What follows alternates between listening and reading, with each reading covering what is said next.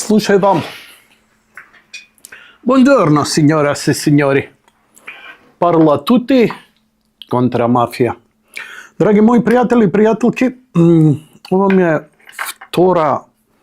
втора колумна која ја правам за неколку дена, бидејќи претходната таман да испратам сент да ја пратам и се случија уште 300 многу работи, така што ја чувам како бекап и не знам дали ќе објавам или ќе ставам како нешто, не знам дали ќе објавам на Република, бидејќи се обидувам малку и да бидам актуелен.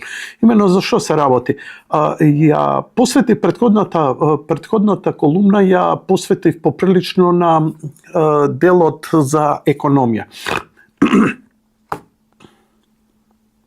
Не беше баш добро ова. Стар човек, нели, попуштаат мускули. Да Бог да чува и да брани. Не ми се случило во кариера. Можам да го исечам. Нека стои, исечете го и фаќајте ми сеир. Имено, премиерот и владата, пред се Мицкоски и Александар Николовски, заедно со представници од власта, беа во Обединетите Арапски Емирати. Резултатите од сето тоа допрва треба да идат, ако паметите, знам дека паметите, дека преку ноќ не се случуваат овие работи.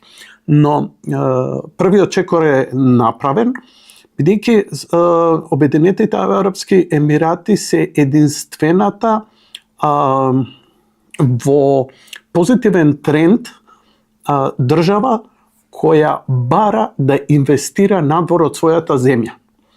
Кина, обично тоа го прави за својата земја, па ако заглави нешто, добро, пушти нешто у Македонија, у Романија или у Бугарија, за да можеме да се протнеме. Не инвестира нешто сериозно.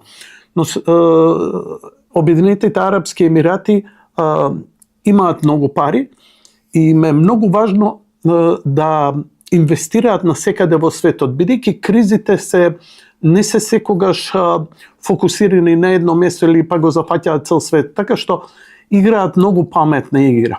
Добро е што отидовме да ги потсетиме, добро е што отидовме да им укажеме дека се добре дојдени, кои се условите кај нас, бидејќи нема ни да им текне за една Македонија. Но добро е што, нели, и некој ќе рече, па добро, што, биле, се напиле, кафе, локумче, гитла од таму.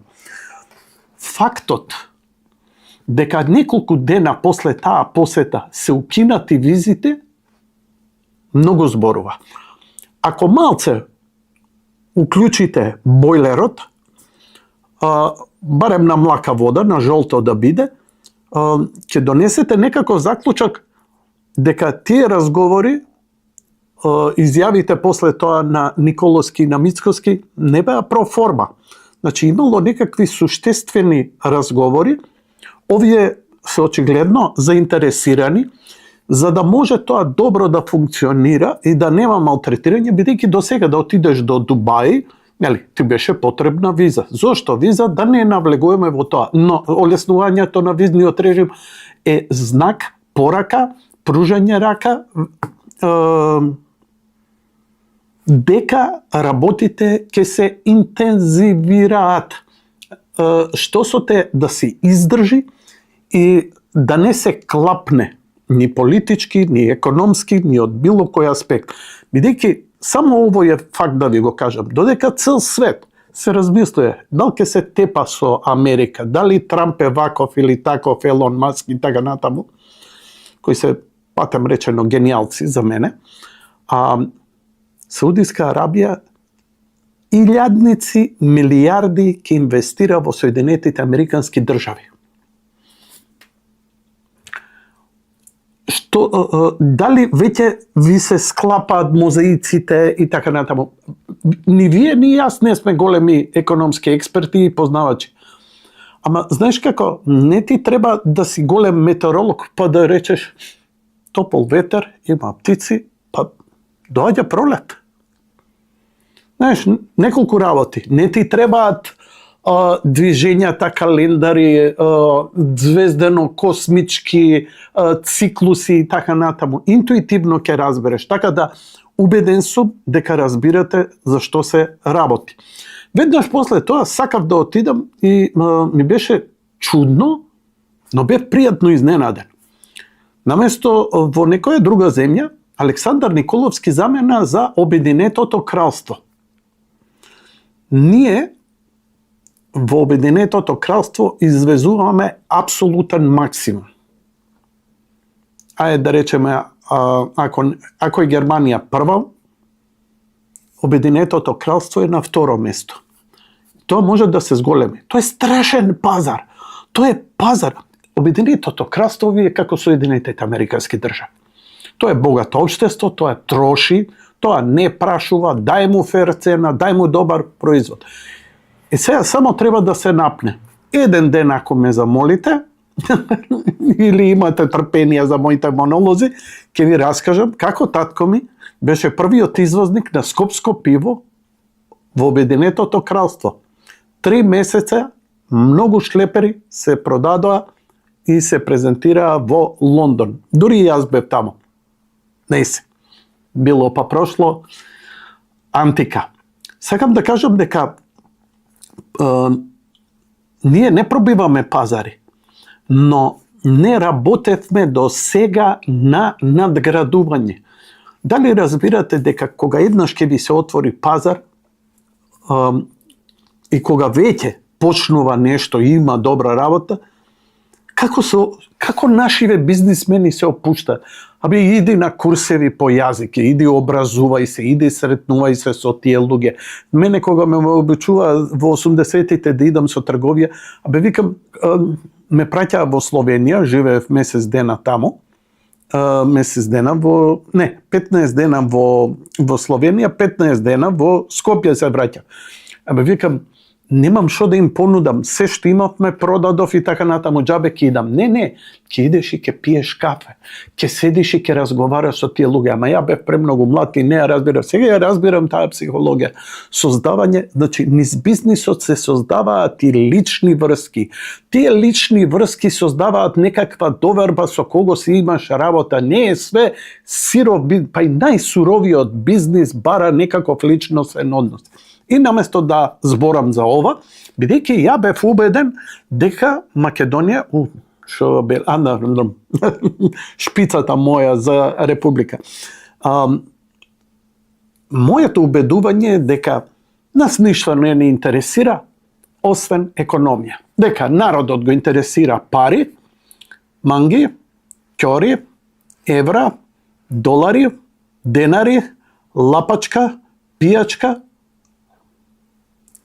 И да ви кажам, извинете, посрамен сум, затоа што најновата анкета која излезе потполно ме поби. Но и не е чудно, после се што доживеавме. Ние, и наместо да збориме за економија, наместо да збориме и да утврдиме што сакаме, дека ние уште сме како од времето на Тито. Ништо не интересира, супер е партијата, дај сега ти уште 7 дена одмор, дај 13-та плата, дај К15, дај додаток, дечи додаток, дај бескаматен кредит и да лапаш и ништо не те интересира. Ова генерација, постара или помлада, sejedno е веќе променета едно за секогаш. Затоа ми дава надеж дека Македонија ќе биде. Не зборам за државата, зборам за народот, зборам за луѓето. Затоа што овој трпелив народ, вие, трпеливи, добри, писмена уста, ние збориме, јадеме бурек, оговараме и така натаму. Ама во суштина ние сме добри луѓе. Ние неќеме зло да правиме. Ние не сме нација која создала со крв, која окупирала територии, имала заробенички кампови. Не, ние сме се бранели, едва и ова парче сме го одбранили затоа што другите лапале и кркале. И последниот рейтинг укажува на тоа дека интересна работа. Ево, ќе го отвориме одма рейтингот. последниот рейтинг. Впрочем, и оваа тирада моја беше сосема непотребна, но знаеш како, ќе речам дека окей е затоа што позади ќе се појави. Значи, кој е најважниот проблем со кој се соочува нашата земја? И сега ќе речете, нели, ниски плати, сиромаштијата и така натаму. И тоа е така. Економскиот фактор, бидејќи стварно џабе е се ако не може. Но никогаш повисоко не било. И највисоко. 39,9% повисоко од ниво на приходи, висина на цени, загадување, состојба со здравствениот систем и така натаму. Европска унија, Украина и така. Криминал и корупција. Народов му е јасно дека ласкарци, без сатранс, кочани е само резултат на криминал и корупција. Дека децата прегазени на улица и благите казни само охрабруваат други да се манијачат по улици затоа што знаеа дека лесно ќе поминат, дека во судскиот систем со добра пара и добри врски се поминува. Се додека е така, ќе немаме почитување на законите. И ја ви честитам, верувајте дека правите промена која ќе ја чувствуваат и вашите правнуци. Искрено ви велам, ние преку ноќ, дури не вие, за целиот свој живот, млади луѓе, ќе се сеќавате на траумата што ги изгубивте најсаканите. Ја кога го изгубив мојот другар во 8 оделение, од болест си почина. До денес, 40-50 години подоцна, се уште го паметам, се уште ми се стиска грлото, се уште ми се насолзуваат очите. И се уште сум гневен. Зошто здравствениот систем потврди да го спаси мојот другар? Истото и вие ќе го правите. Но ја бев слаб. Ја бев генерација која седи мирен, дај не се буни. Вие сте похрабри. Менувајте го системот. Конечно, никогаш до сега за една несреќа, која е без преседан, една од најголемите, не само во Македонија апсолутно, туку во светот. Олку погинати на 2 милиона луѓе, тоа е масакар просто. Ова е преголема трагедија, Кочани беше преголема трагедија дури и за најголема светска земја, а не па за Македонија. И ние ќе спасиме Македонија, ќе ги правиме промените не само заради некаква правда или да ми се задоволи моето чувство на освета, бидејќи децата нема да се вратат. Но ќе ги заштитиме идните генерации. Сите ние, иако сме изгубиле некој близок, имаме уште некој друг близок. Имаме некој што го сакаме и некој што го сакаме има некој многу близок. И заради љубовта, емпатијата која се разграничува една и со други, затоа што колку и да сме писи, оговараме и на уста, ние во суштина се сакаме, нема да дозволиме, не боли кога другиот страда, затоа што, ако ништо друго, знаеме дека тоа може и нас да не погоди. Никој нема да биде изолиран. Единствено што ме радува, што модуларната болница кога изгоре, ние немавме ни апсења, немавме некое судење, што е кабелот и така натаму. 40 души изгореа во автобус, кој немал ни дозвола да вози, кој помена никому ништо, се помена така. Корона имало. Ние одека за помалку од месец дена имавме преку 60 апсења, притвори. Значи системот, да ви излезе премиер и да вика, најблизок мој вика нема да го поштедам. Никој не може, бидејќи е свесен дека нема да си направи услуга лична ни на партија, туку напротив ќе ги стави во ризик и најблиските свој, а да не зборам повеќето. А бидејќи, фала Богу, имаме човек кој досега барем и во моето искуство, си останал доследен на зборот, имам искрена надеж дека нешто ќе се случи. Во Америка почнаа да апсат корумпирани суди, без преседане. Овие се полудени, ова е ненормално, вика, што е? Значи, кај им ги пресекоа парите од Сорос, од USAID, го исклуча и така натаму, одеднаш суди, бидејќи суделе, нели, дозволувале криминалци и силувачи да бидат неказнети, затоа што тоа остварувале некакви политички идеи, поточно гласачкото тело кое би гласало за нив го затврствувале на таков вулгарен, криминален, дури и терористички начин. Па почнаа да ги апсат.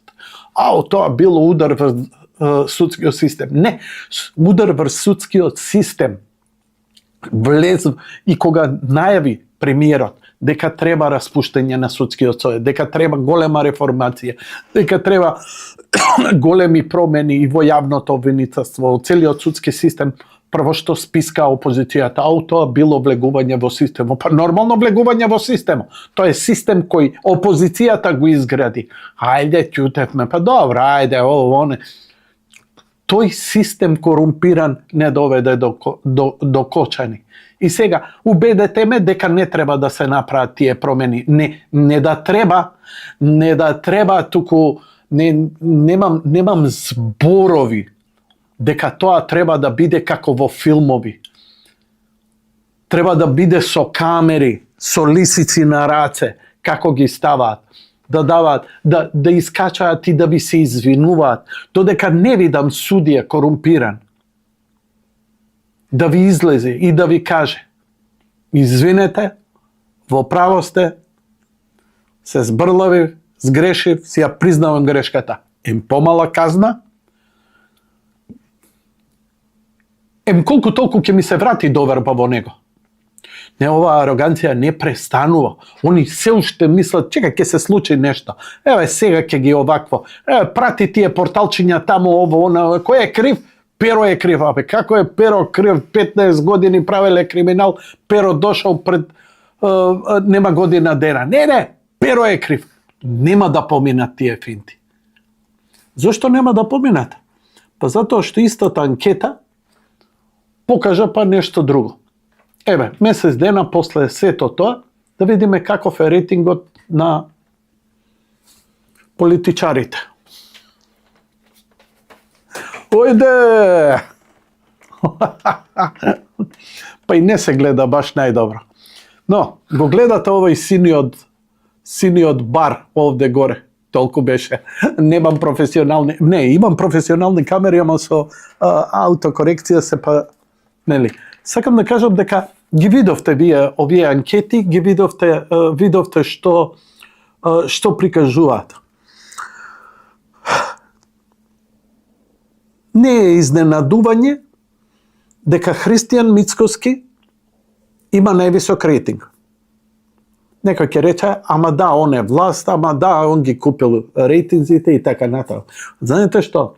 Опозицијата ваков рейтинг немало дури ни со нивните Спасов со негована агенција, кој никогаш у живот ништо не погодил, напротив, суши, лже, али шта дипли, немал ваков рейтинг. Сега се прашуваат, јас знам дека се шокирани, како да му го намалиме рейтингот, дај нешто да излажеме народот да мисли дека он крив. Но знаеш како, некои луѓе можеш да ги лажеш цело време. Сите луѓе можеш да ги лажеш некое време. Но не можеш сите луѓе да ги лажеш цело време. Абрахам Линколн. Молам. Ова е една од историските и култни quotes, изјави, како што ние си имаме од Гоце Делчев. Ова го имаат американците, но стана светско наследство. Дека стварно некои луѓе можеш да ги изложиш. Можеш да ги лажеш нон-стоп. Такви се и ги лажат. И тоа се нивните гласачи. Океј, нели? Обично. Што год да направиш, они ќе ти веруваат во твоето. Ама сите луѓе можат у даден момент, како 2016, 2017, да ги излажеш. Ама не можеш па сите луѓе да ги лажеш цело време. Затоа се случи 2024. Драги мои, многу е историјата небитна работа. Битно е духот на народот, кој можеби делува дека заборава за 3 дена. Оти што па да прави? Да се ака од земја? Да прекине да живее? Но, нашата солидарност, акциите кои се направија, целото општество, власта, покажаа дека има сериозна волја и дека е сега шанса. ВМРО-ДПМН има историска шанса да направи промена каква не постоела во историјата на Македонија. Дали тоа ќе биде пред изборите, по изборите, дали е тоа процес од неколку месеци и така натаму, не знам. Затоа што судскиот процес треба да не зависи од власта, не зависи од Христијан, не зависи ни од Филипче, не зависи ни од Јанко, ни од Петко, туку од оние кои го создадоа овој систем и се непроменети, бидејќи се поставени оште од времето на Киро Глигоров, Бранко Црвенковски, Заев, Филипче и така натаму. Судството е нивно поставено. Да, вината е на ВМРО-ДПМН зашто оно не работеше. Ама тоа е вината. Да работиш честно, значи да пострадаш. Бидејќи оваа земја се владее со криминал. А криминал најдобро се брани во судските органи. Не по министерство, не по институции. Тука е лесно да се намести, но да си имаш судија кој ќе те прикрива и само излегува секој ден и вам ви се гади, а го знаете тоа. Но кога ќе го прочитате онака киселини ти доаѓаат овдека. И сега ги гледам рейтинзите на другите политичари. Многумина му замерија на Мицкоски зашто седна на маса со Филипче. Па најнормално е со било кој да седнеш, како што Путин ќе седне и со Зеленски, како што Трамп ќе седне и со Зеленски и со Путин, и со кинескиот председател, и индискиот, и со довчера со оние што се пукале и расправале, пукале која викам вербално политички. Така што нема вечни пријатели, вечни непријатели, има вечен интерес, интерес е Македонија. И многу мина вика, Филип ќе се спаси. Како ќе се спаси бе кутриото? Што да се спаси? Он е утепан. Дали видовте колку е неговиот рейтинг? Наспроти на Христијан Мицкоски. Еве, пола да не верувате дека е местено. Таа пола спрема ова е огромна разлика. Знаете ли како се вика, кога правиш рейтинзи и имаш, постои една метода, обично е на 1000 гласачи, ова е очигледно на многу повеќе, направена на многу повеќе испитаници, и колку повеќе испитаници, толку е попрецизна, толку е поточно.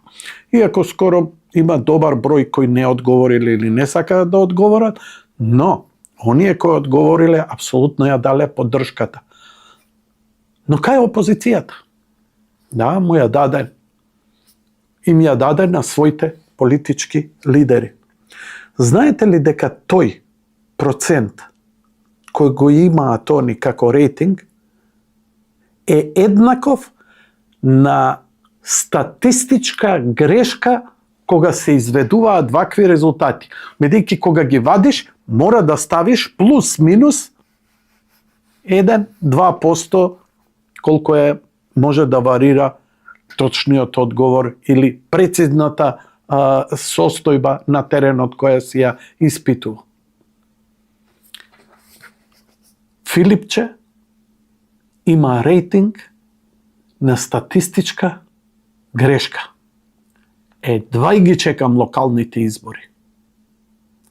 Затоа што тоа ќе биде уште пострашно од она што се случи во 2024. А ароганцијата не ги напушта. Затоа слушај ваму до следното гледање.